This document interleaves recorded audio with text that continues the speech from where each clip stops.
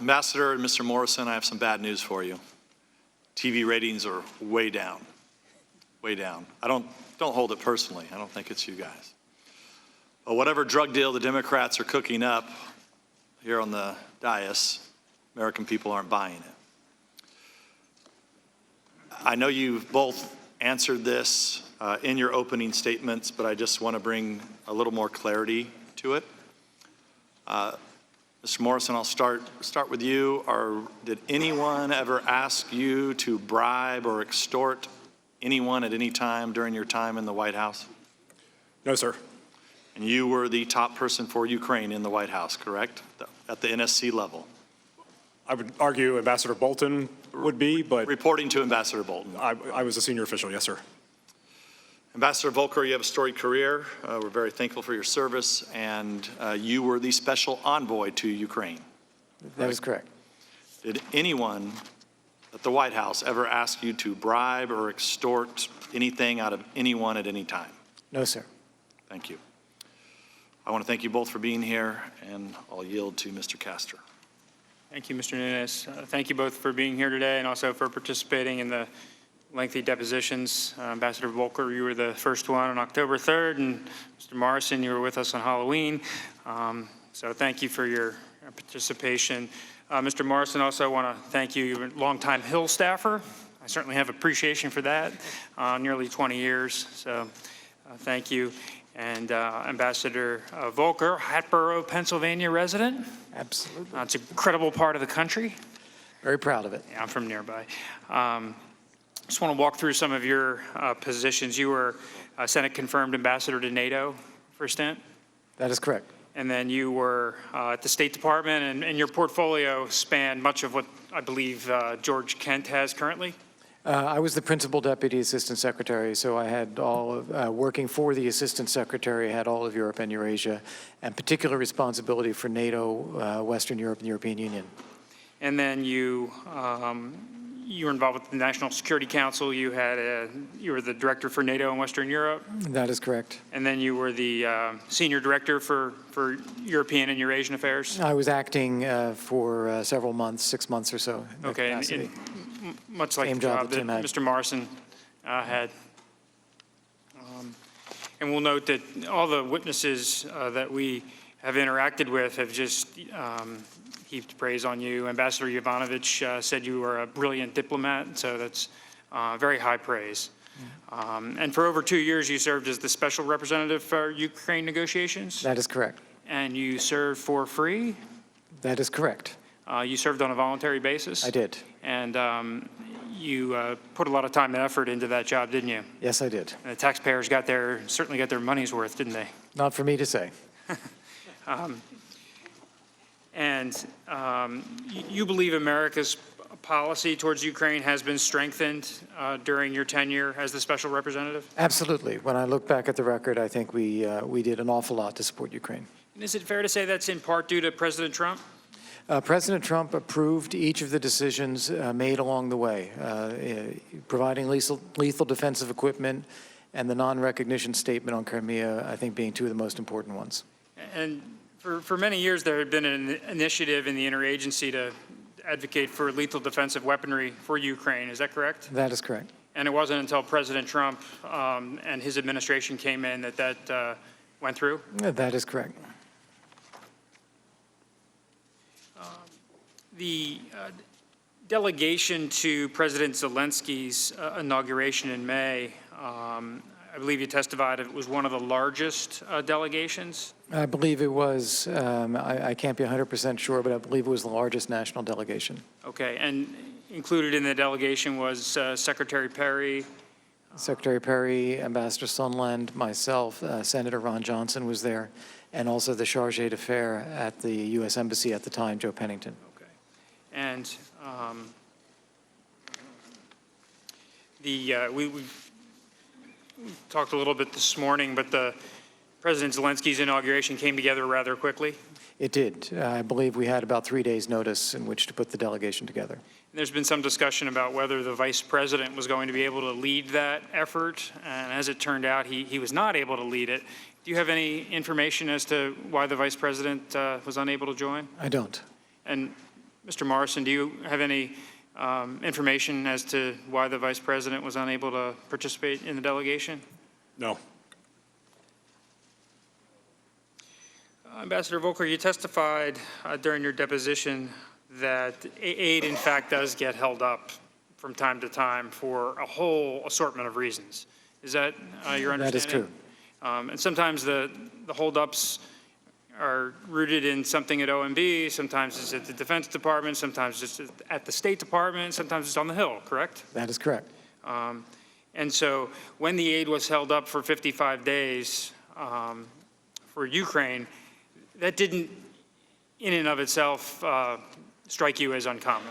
No, it's something that had happened in my career in the past. I'd seen holdups of assistance. I just assumed it was part of the decision-making process. Somebody had an objection, and we had to overcome it. Okay. And in fact,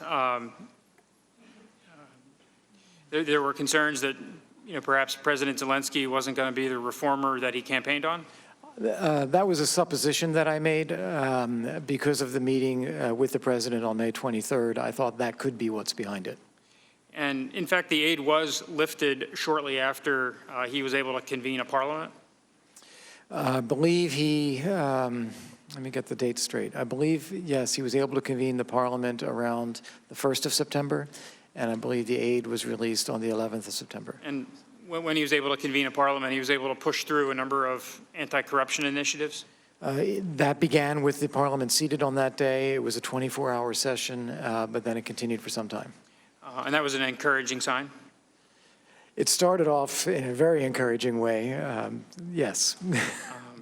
And other than these things going on in the background, with the pause in the aid, the U.S. relations with Ukraine, you testified, you stated it was about as good as you'd want them to be? Can you repeat the question? I'm sorry. You testified at your deposition that once the aid was lifted, despite all the things going on in the background, that U.S.-Ukrainian relations were strong, were as good as you want them to be. Yes. And you referenced that the security sector assistance was lifted, any hold on that there was a positive meeting in New York. That's correct. At the UNGA, and there was momentum in putting pressure on the Russians. Is that correct? That is correct. In your deposition, you made it clear that President Trump had a deep-rooted negative view in Ukraine and their corruption environment. Yes. And you first became aware of his views back in September 2017. That is correct. Can you tell us a little bit about that? Yes. In September of 2017, I was invited by Secretary Tillerson to do a pre-brief with President Trump before his meeting with President Poroshenko on the margins of the UN General Assembly. I did the pre-brief, and then I took part in the bilateral meeting. And so long before President Zelensky was elected, President Trump had a negative view of Yes, he had a very strongly negative view. Back in 2017, do you remember anything he said or did that gave you a feeling that he had these negative views?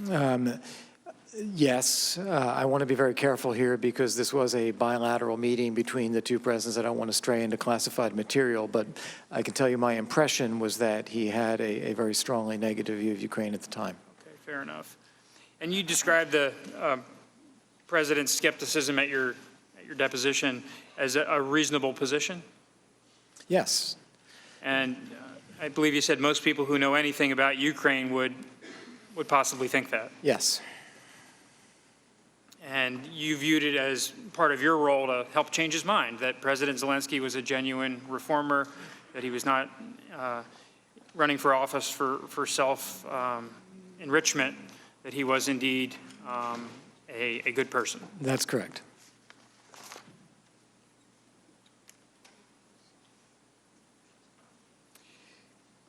During the May 23rd meeting with the President in the Oval Office, could you just relate to us the concerns the President articulated about Ukraine?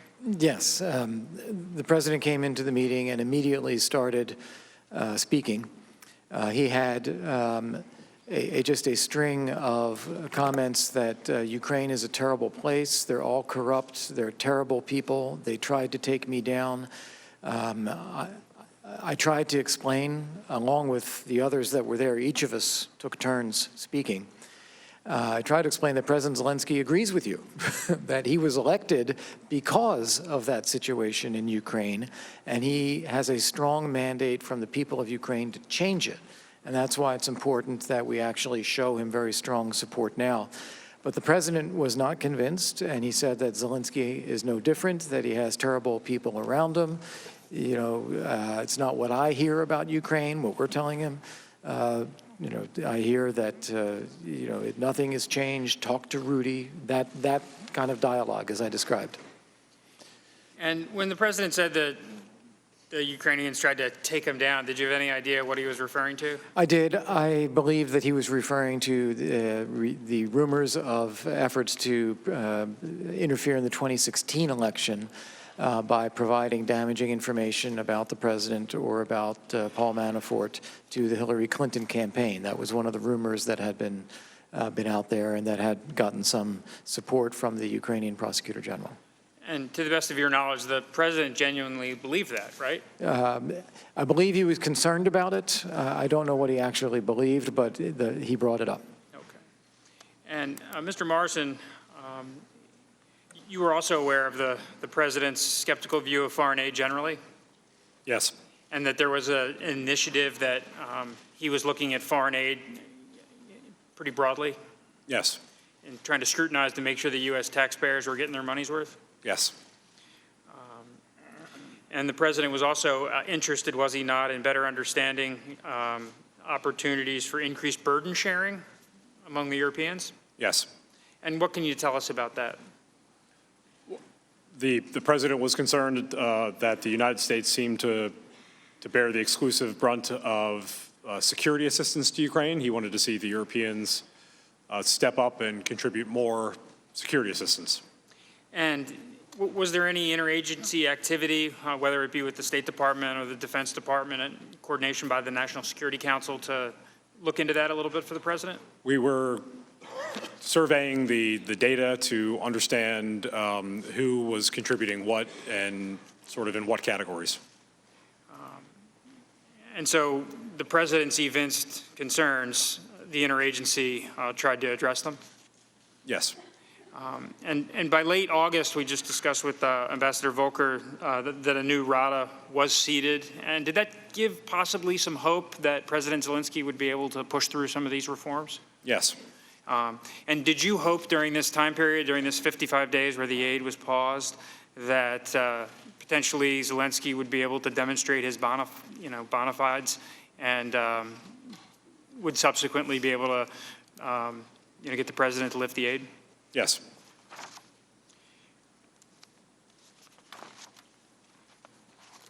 In fact, you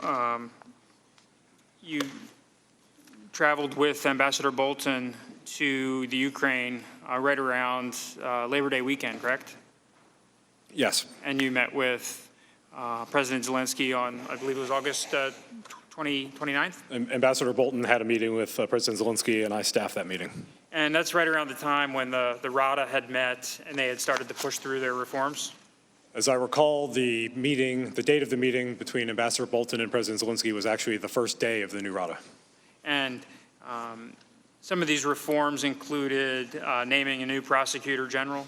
A new prosecutor general, a brand new cabinet, yes. And they pushed through some legislation that eliminated immunity for Rada members? Yes, eliminating a parliamentary immunity. And I believe you provided some color into this experience, this meeting, and you said that the Ukrainians had been up all night working on some of these legislative initiatives. Yes, the Ukrainians with whom we met were, by all appearances, exhausted from the pace of activity. And was Ambassador Bolton encouraged by the activity? Yes, he was. And was the meeting altogether favorable? Quite. And at that point in time, after the meeting, Ambassador Bolton, did he head off to Warsaw with the vice president, or did he just, I know you went to Warsaw. Well, we had a few stops between Ukraine and Poland, but yes, Ambassador Bolton proceeded to Warsaw, where we were expecting to ensure everything was staged properly for the president's arrival.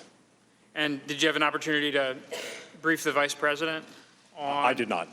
Did Ambassador Bolton? He did. And what do you remember from what Ambassador Bolton shared with the Vice President about the Zelensky meeting? So I was not there. The issue I remember most starkly was Ambassador Bolton was quite annoyed that Ambassador Sondland crashed the pre-brief. Okay. But the ambassador had everything he needed to ensure that either the president or the vice president were well prepared. But did you brief Ambassador Bolton before he had an opportunity to meet with the vice president? I didn't need to. Ambassador Bolton was there. Okay.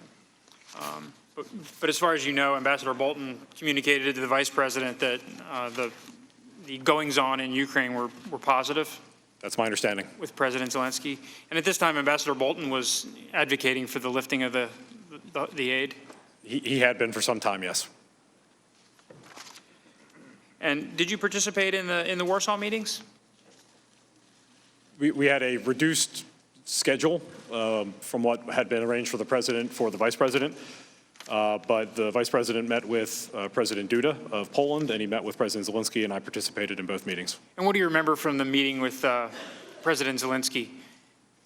It seemed very positive, very And cordial. what was the message? I mean, President Zelensky, he raised the issue of the aid, correct? Yes. And how did the vice president respond? He represented his support for the aid. He represented the strong commitment of the United States to Ukraine, and he explained that President Trump, because this is after the Politico article had come out that made clear there was a hold, he explained that what we were doing was the United States government, the interagency was examining what more Europe could do in the security space and taking a look at how Ukraine was reforming what has been a history of corruption. And was there any discussion during the meeting with President Zelensky on the part of the vice president about any of these investigations we've come to talk about? No, So Burisma wasn't raised. no, 2016 election wasn't raised. no, And the vice president didn't mention any investigations at all, did he? no.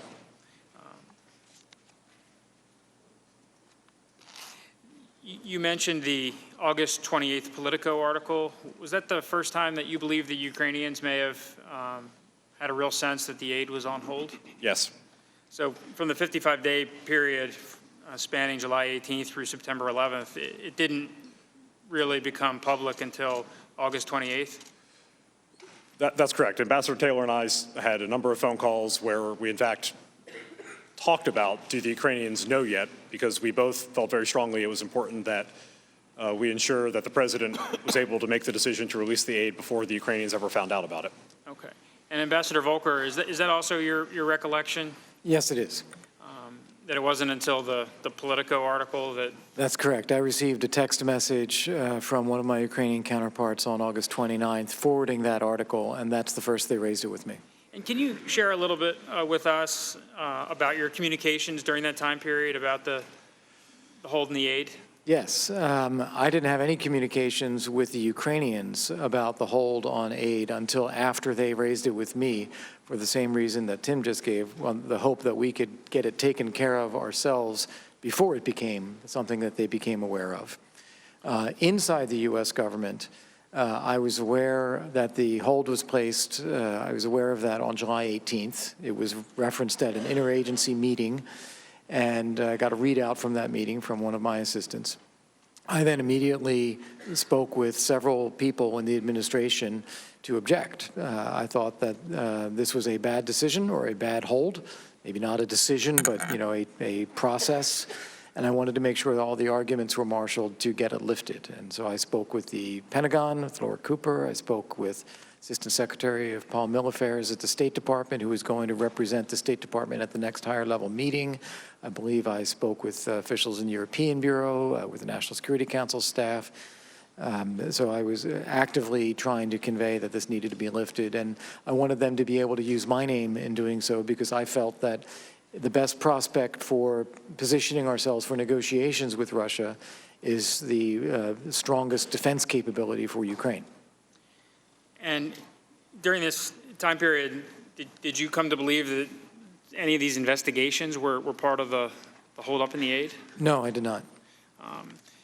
Backtracking just a little bit, on July 3rd, you met in Toronto with President Zelensky, and there's been some,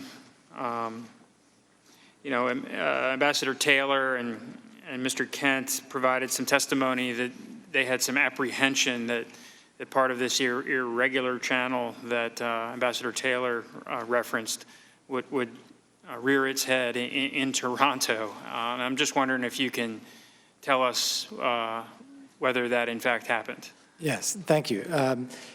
I can only tell you what I know.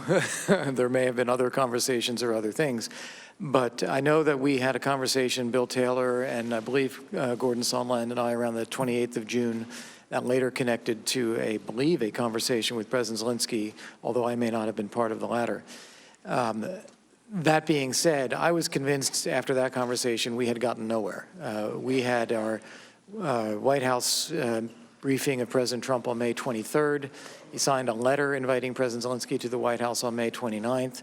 And for several weeks, we were just temporizing with the Ukrainians, saying, well, we're working on it. It's a scheduling issue. We'll get there. Don't worry.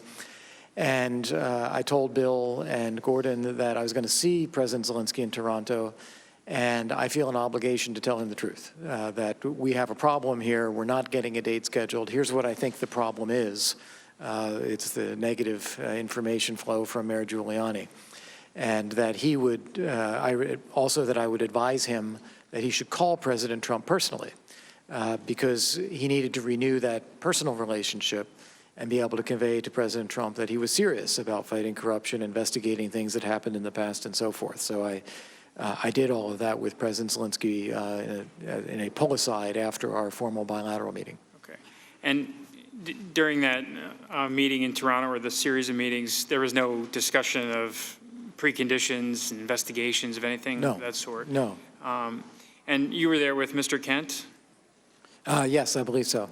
And did you ever have any discussions with him about preconditions or investigations? Not at that time. I think later on these things came up about when we were talking about a statement, whether there were investigations. But I believe at this time in Toronto, it was really more referring to investigations generically, that is how you go about fighting corruption, and that President Zelensky should reaffirm his commitment to President Trump in a direct phone call. Okay. And at any point in time, had Mr. Kent raised any concerns to you about any of this? Not at that time. Next event I want to cover is the July 10th meeting in Ambassador Bolton's office. We talked a little bit about this morning. I don't know if you caught the coverage, but there was a testimony that at some point Ambassador Sondland mentioned investigations, and reportedly the meeting ended abruptly. What can you tell us about that fact? Thank you. And let me answer that question first. I'd like to come back to your prior question for a second, too, if I may. But on the July 10th meeting, this was a meeting that we had arranged between Alex Daniliuk, who is the head of the National Security and Defense Council, and National Security Advisor Bolton. Attending the meeting was also Secretary Perry, Ambassador Sondland, myself, I believe Fiona Hill, and also Andrei Yermak. The purpose was really a counterpart visit. I thought that this would be the best opportunity. It was the first high-level meeting that we were having in Washington with a senior U.S. official, Ambassador Bolton, after President Zelensky's inauguration. I thought it would be a great opportunity for the Ukrainians to make their case. They are the new team in town, real deal about fighting corruption. I was rather disappointed with the meeting as it transpired. It struck me as down in the weeds, talking about reform of national security structures in Ukraine and legislation that they were working on, and not the big picture and not the bilateral relationship. So I was a bit disappointed by that. At the end of the meeting, I do recall having seen some of the other testimony. I believe Ambassador Sondland did raise the point of investigations in a generic way. This was after the meeting was already wrapping up, and I think all of us thought it was inappropriate, and the conversation did not pick up from there. The meeting was over. We all went outside, and we had a picture taken in front of the White House. And then all of us, except Ambassador Bolton, went down to the wardroom to talk through follow-up about how do we follow up on this meeting to keep the momentum in the relationship. And I think we broke up into several small groups. I remember having a conversation with Secretary Perry and one of his assistants about energy reform as part of that. I don't recall other conversations following up on investigations or Burisma. And to the best of your knowledge, there certainly was no precondition discussed, right? No. Again, the issue of the security assistance was one where I thought that this was really related to a general negative view about Ukraine. There was nothing specific ever communicated to me about it or the reasons why it was held, and we certainly didn't want to talk about it with the Ukrainians. We wanted to fix it. Okay. And the next couple weeks later, the July 25th call happened, and you were headed to Ukraine during that time period? Yes, I was actually already on my way to Ukraine, I think 2 days prior to that. And you received readouts both from the U.S. side and the Ukrainian side. Could you tell us about that? Yes. So I was not on the phone call. I had arrived in Ukraine, and I had had that lunch with Mr. Yermak that we saw on the day of the phone call. I had been pushing for the phone call because I thought it was important to renew the personal connection between the two leaders and to congratulate President Zelensky on the parliamentary election. The readout that I received from Mr. Yermak and then also from the U.S. side, although I'm not exactly sure who it was from on the U.S. side, but there was a U.S. and a Ukrainian readout, were largely the same, that it was a good call. It was a congratulatory phone call for the president's win in the parliamentary election. President Zelensky did reiterate his commitment to reform and fighting corruption in Ukraine. And President Trump did reiterate his invitation to President Zelensky to come visit him in the White House. It's exactly what I thought the phone call would be, so I was not surprised at getting that as the readout. And did you ever have any discussions with Ambassador Taylor about this? At that time, we were together in Ukraine at that time. We went the very next day to visit the conflict zone, and I'm sure he heard the same readout that I did. And you had a meeting with President Zelensky on the 26th? Yes, we had a meeting the day after of the phone call on the 26th in the morning before heading out to the conflict And zone. were any of these concerning elements that some witnesses have raised about the call raised in the meeting with President Zelensky? No, only the very bare bones readout that I had received. That was also how it was discussed in the meeting with President Zelensky. So to the extent there's been assertions that President Zelensky was concerned about demands President Trump had made? I don't recall that. You don't recall that? I do not recall being, or- I don't recall, well, let me turn that around and say he was very positive about the phone call. Okay. I don't recall him saying anything about demands, but he was very upbeat about the Okay. fact of the call. And there was no discussion on the part of President Zelensky on how to navigate the various, I don't recall that. concerns that people have articulated about the call? I don't remember that. And Mr. Zeldin asked you in the deposition that in no way, shape, or form, in either readouts from the United States or Ukraine, did you receive any indication whatsoever for anything that resembled a quid pro quo. Is that correct? That's correct. And the same would go for this new allegation of bribery? I've only seen an allegation of bribery in the Okay. last week. It's the same common set of facts. It's just instead of quid pro quo, now it's bribery. I was never involved in anything that I considered to be bribery at all, Okay, or extortion? or extortion. Okay. Mr. Castor, may I address two specific points? Of course. One is I'm reminded that the meeting with Ambassador Bolton and Mr. Daniliuk took place on July 10th, Yes. and I did not become aware of the hold on security assistance until July 18th. Right, okay. So that is another reason why that did not come up. Okay. And at that point in time, you didn't know that the potential pause in the security assistance was brewing? I did not. No, I heard about it for the first time on the 18th of Okay. July. May I make a second observation as well? Absolutely. I do remember having seen some of the testimony of Mr. Kent, a conversation in which he had asked me about the conspiracy theories that were out there in Ukraine. I don't remember what the date of this conversation was. And my view was, well, if there are things like that, then why not investigate them? I don't believe that there's anything to them. If there is, 2016 election interference is what I was thinking of. We would want to know about that, but I didn't really believe there's anything there to begin with. You testified in your deposition to the extent the Ukrainians were going to investigate other Ukrainians for wrongdoing, that was perfectly appropriate in your mind? Correct. That has been U.S. policy for years. So if certain Ukrainians involved with the Burisma company, that I think is the only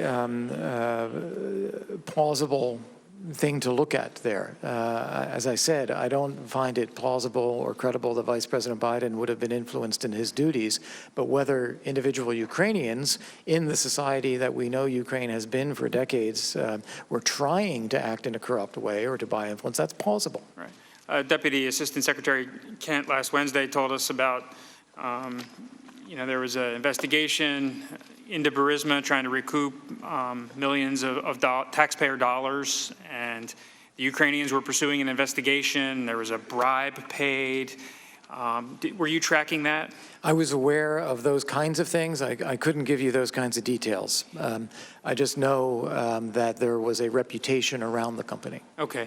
And subsequent to those facts and the bribe being paid, the Burisma company wanted to improve their image and added some folks to their board, including the president of Poland, including Hunter Biden. Are you familiar with that? That's what I understand. And to the extent the Ukrainians, the folks affiliated with Burisma, wanted to hire those people for their board for protection purposes so they could continue to engage in misdeeds, if that was a fact worth investigating, you certainly would be supportive of Ukrainians trying to get to the bottom of that, correct? Well, I can't speculate as to any of the specifics of what was motivating Burisma or not.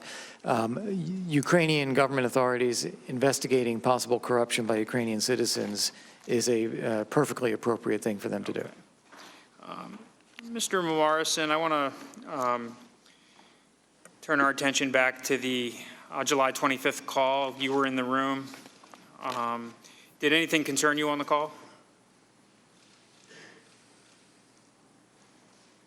No. And after the call ended, you, like Colonel Vindman, one of your next steps was to engage the NSC lawyers. And your reasons for doing that were slightly different than Colonel Vindman's. And you articulated three concerns. And do you want to share them with us, or would you rather I do it?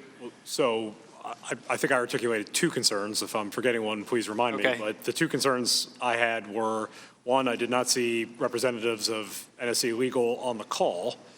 And so I wanted to make sure that the legal advisor and his deputy were aware of the call. And I was also concerned about taking steps to protect the MEMCON, limit its disclosure for fear of the consequences of it leaking. And you were concerned about it leaking because you were worried about how it would play out in Washington's polarized political environment, correct? Yes. And you were also worried how that would lead to the bipartisan support here in Congress towards Ukraine, right? Yes. And you were also concerned that it might affect the Ukrainians' perception negatively. Yes. And in fact, all three of those things have played out, haven't they? Yes. You didn't ask the lawyers to put it on the code word system, correct? I want to be precise about the lexicon here. I did not ask for it to be moved to a compartmented system. Okay. You just wanted the transcript to be controlled. I wanted access to be restricted. Okay. And when you learned that the transcript had been stored on the compartmented server, you believe that was a mistake, correct?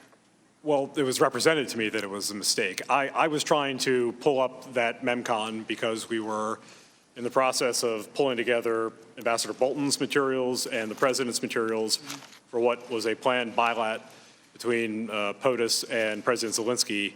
And when I went to do that, I could not pull up the package in our system, and I did not understand why. I spoke with the NSC Executive Secretariat staff, asked them why, and they did their research, and they informed me it had been moved to the higher classification system at the direction of John Eisenberg, whom I then asked why. I mean, if that was the judgment he made, that's not necessarily mine to question, but I didn't understand it. And he essentially told me I gave no such direction. He did his own inquiry, and he represented back to me that his understanding was that it was a kind of administrative error, that when he also gave direction to restrict access, the Executive Secretariat staff understood that as an apprehension that there was something in the content of the MEMCON that could not exist on the lower classification system. So to the best of your knowledge, there's no malicious intent in moving the transcript to the compartmented server? Correct. And to your knowledge, anybody on the NSC staff that needed access to the transcript for their official duties always was able to access it, correct? People that had a need to know and a need to access it? Once it was moved to the compartmented system? Yeah. Yes. Okay. The MEMCON of the July 25th call was, in your experience, prepared normally? Yes. That there isn't an exact transcription of what's said on the call, correct? Correct. That there's note takers in the situation room, and then they prepare a draft and it's circulated among relevant parties? Essentially, yes. And you had responsibility for coordinating any edits? Yes, we look at the shorthand, we'll call it a transcript, but the memorandum of conversation, and we ensure that transcription is as close to accurate as possible given our requirements under the Presidential Records Act. Okay. And Colonel Vindman testified that he thought it was very accurate. Did you as well? I viewed it as complete and accurate. Okay. Colonel Vindman did articulate that he had a couple edits. He wanted Burisma inserted. I think it was on page 3 or 4, in place of the company in one of the sections where President Zelensky was talking. Are you aware of that edit request? I understand that he said in either this proceeding or the deposition that he wanted that request, yes. Okay. At the time, did you understand that he had asked for that? I don't recall that. It was my practice, if I believed an edit accurately represented the call, I would accept it. If I didn't hear it in the call, if it didn't exist in my notes, I wouldn't have made the edit. Okay. Yeah, he just, on page 4, he wanted to swap out the word company for Burisma.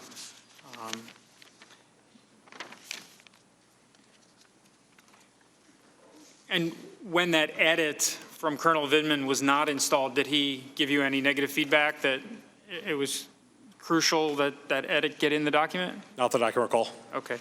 Did he ever raise any concerns to you about the accuracy of the transcript? Not that I can recall. Did he ever raise any concerns to you generally about the call?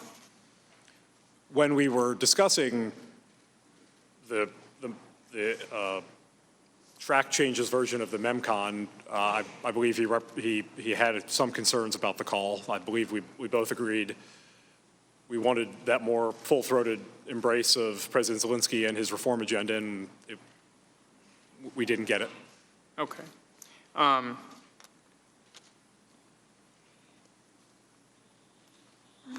You indicated in your deposition that when you took over the portfolio for Dr. Hill, July 15th, you were alerted to potential issues in Colonel Vindman's judgment? Yes. Did she relay anything specifically to you? Why she thought that? Not as such. It was more of a overarching statement from her and her deputy, who became my deputy, that they had concerns about judgment. Okay. Did any other NSC personnel raise concerns with you about Mr. Vindman? Yes. Or, I'm sorry, Colonel Vindman? And what were some of those concerns that were brought to your attention? There were, I'm sorry, we are not going to, I'm going to instruct him not to answer.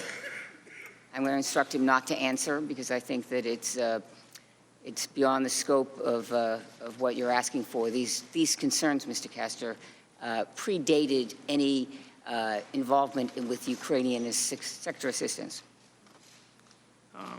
Well, during the deposition, I asked you, Mr. Morrison, whether others raised the concern that Colonel Vindman may have leaked information.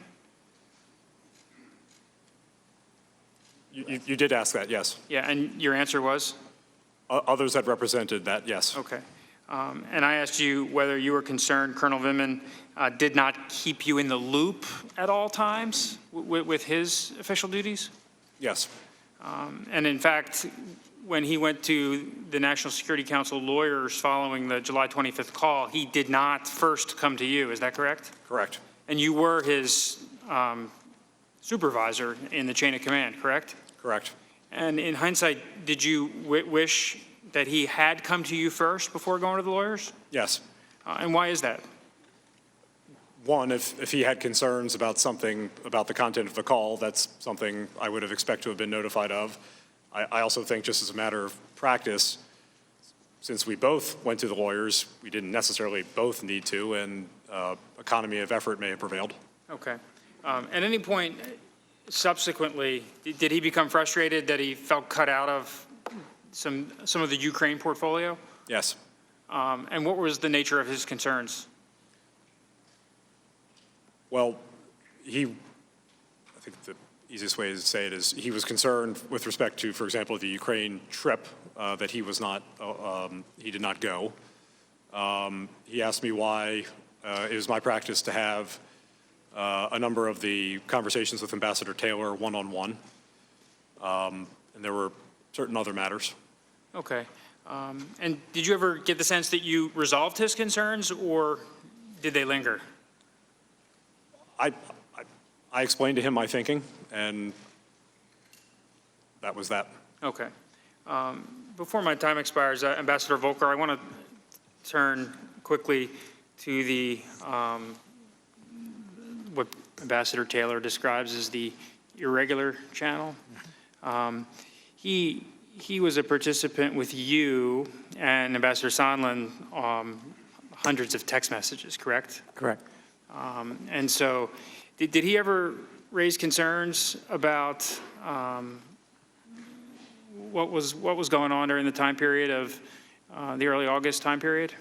Only as you saw reflected in the text messages themselves, where he said, is this now a linkage, or are we doing this? He had a concern about, just in general, Rudy Giuliani, which of course I think a lot of us had, but the issue is, what do you do about it, about the role that he's playing? And as you note, we were in frequent contact, near daily contact throughout this entire period. And so did he ever engage you in a one-on-one telephone call to articulate his concerns? No, we were on many one-on-one telephone calls. He did not raise those concerns that way, no. Okay. And this, I mean, you're a experienced diplomat at one point in time, Senate confirmed. Ambassador Sondland is the ambassador to the European Union. Secretary Perry is a Secretary of Energy. Certainly not, it doesn't sound like an irregular bunch. Did he ever articulate to you that he thought the three of you working on Ukraine policy was a problem? No, he did not. And were you surprised during his testimony when he came in for the deposition, when he sort of established these two tracks, that one was a regular channel that he was in charge of and the other was a Yes, irregular I don't agree with his characterization of that, because I had been in my role for a couple of years. I had been the lead on U.S.-Ukraine negotiations and negotiating with Russia and the interagency work and the work with our allies.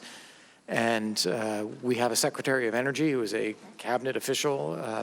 And I think having support from various U.S. officials for our strengthening our engagement with Ukraine, I view it as a very positive thing. And if the concern is not us so much then, because we're all U.S. officials, but Mayor Giuliani, I don't view that as a channel at all, because he's not a representative of the U.S. government. He's a private citizen. I viewed him as perhaps a useful barometer in understanding what may be helpful communication from the Ukrainian government, but not someone in a position to represent the U.S. government at all. Okay, thank you.